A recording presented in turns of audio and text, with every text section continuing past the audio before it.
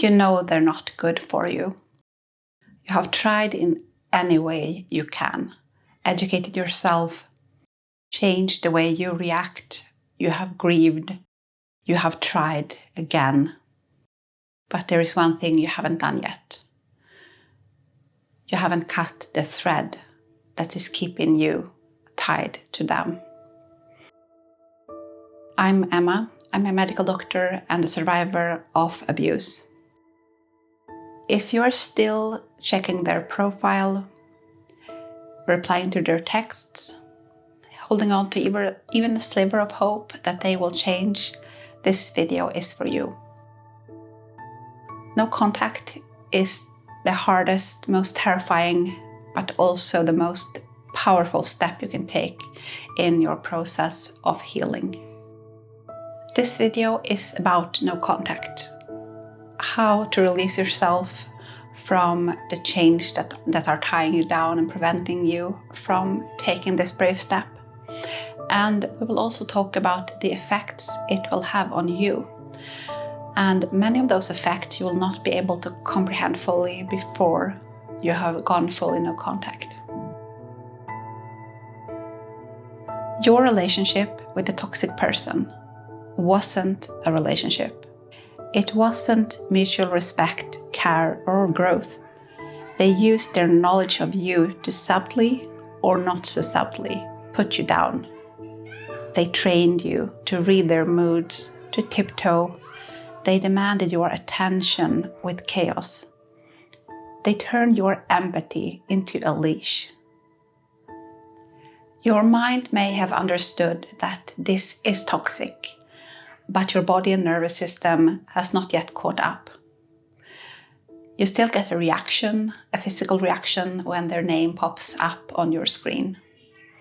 And you're still keeping the peace. But when you go no contact, your brain and body finally get the message. You are safe now. The conditioning begins to fade. The trance starts to lift. You stop trying to manage their moods and begin reclaiming your mind. Going no contact is hard. Many go back and forth. First with the decision, then with sticking to it. If that's you, remember, you are not crazy. The manipulation is designed to keep you hooked. Every time you break no contact, your brain gets flooded again with stress hormones and doubt. No contact gives your nervous system space to reset, to remember who you are. But besides peace, something else happens. You stop orbiting their chaos. You start building your own gravity. Healthy connection start to feel normal, and toxicity begins to feel foreign. When their seat is finally empty, you can step forward, not in a narcissistic way, in a grounded human way. You become the leader in your own life. When you're in a toxic relationship, you can't grow. You can't afford to try something new. You can't afford to fail. You can't explore or evolve. They need control. They need you predictable. They will fight any transformation or growth on your part because it threatens their control. But the moment you choose yourself, everything begins to change. There were so many things that stopped me from going no contact. There always are. What is keeping you? Guilt. What if they fall apart? Fear. What if they retaliate? Hope. What if they change this time? Here's the truth. Their life is not your responsibility. When you are putting your energy into buffering their toxicity, it takes longer for them to crash and the fall will be higher. And it is quite possible that they will take you with them. They can hurt you even while in contact with you. And because they are close to you, the precision in the actions they take toward hurting you will be more effective. If they would have changed, they would have done it by now. They're still manipulating, still blame shifting, refusing responsibility, bad-mouthing people who have helped them. They're still behaving the same way after 5, 10, 20, 30 years. This is their way of life, the way that they have chosen for themselves. Think of it like a freight train. Fast, heavy, and destructive. It's not changing direction. And the longer you stay on the tracks, the more danger you're in.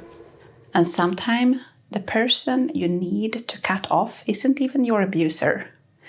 It's someone you love, someone who hasn't hurt you directly.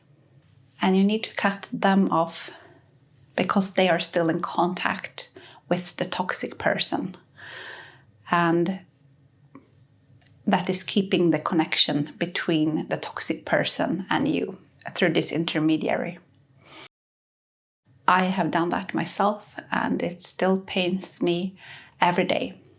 I miss especially one person very much. I tried to open their eyes, but it didn't work. They are still caught in this toxic web that I am trying to escape. So I had to cut them off as well, because it's my choice for my life to live it toxicity-free. There is a quote from Jesus that I have been thinking quite a lot about. And it is a man that comes to Jesus and says that he wants to follow him. But first he has to go home and he has to attend and arrange for his father's funeral. And Jesus just says this one sentence: "Let the dead bury their dead." What did he mean by that? Did he mean the spiritually dead? When Hyeon Seo Liu left North Korea at 17, she crossed the border into China alone, and she left behind her mother, her brother, her entire family, and went no contact for years. Why? Because they were trapped in an oppressive, soul-breaking system. And to protect herself, she had to walk away. Choosing to leave a highly malignant, narcissistic individual is very similar to choosing to leave North Korea. You can't safely go over the border and be in contact with anyone on that side that is still under the control of the regime. No contact protects others too. While you're in contact with the toxic person, you are unwittingly part of their mask, their facade. So they will use your empathy and your goodness as a shield because they are associating with you and you are still in contact with them. When people see that you have a relationship and the toxic person can present that relationship in any way that they want, people will think, well, how bad can they be? But when you go no contact, that's a clear signal that you have taken a stance. And if you share children, no contact creates at least one safe home, one parent focused on healing. And that matters more than you know. No contact means no contact. No texts, no mails, no letters, no DMs, not seeing them in person. If they reach out to you, explain clearly once that you don't want contact, and then don't respond. If they persist or become threatening, you contact the authorities. But not everyone can go full contact right away. Perhaps you are co-parenting, you're stuck in a court case, or you're financially tied. The answer here is low contact with firm limits. You choose one medium to communicate through, and that preferably be text, in text form, email, or some parenting app. Text is not optimal because then they can get you worked up just by you seeing the screen light up on your phone. You can also appoint a third party to handle the communication between you, or let a professional handle the communication. If you have a lawyer for a court case, let the communication go through the lawyer, if you can afford it. Use gray rock technique. That means that you don't respond with strong emotions to them, not strong joy, interest, anger, sadness. So you kind of go into numb mode when you see them, and have a plan for how you would react if they do certain things, and how you can remove yourself from the conversation. If they manage to trigger you and you do get a strong response, remove yourself. Don't answer back until you feel calm enough to just give a short and a non-emotional answer. That makes them lose interest in you. You're no longer a fun plaything. A manipulator uses your emotions to get to you. They want you to get a reaction. Grey rock signals that their manipulations no longer work and that you have seen through them. No contact is a mindset more than it is a method, and every step you take towards distancing yourself from them makes them lose their grip. No contact isn't about revenge. It's not about punishing them. It's about liberating yourself.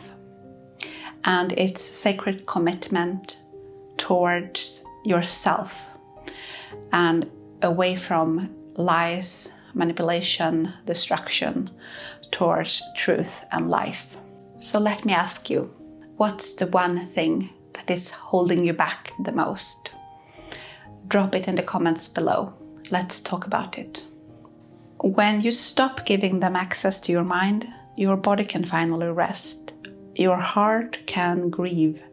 Your life can begin. And when you cut the thread, you don't just survive, you rise as yourself.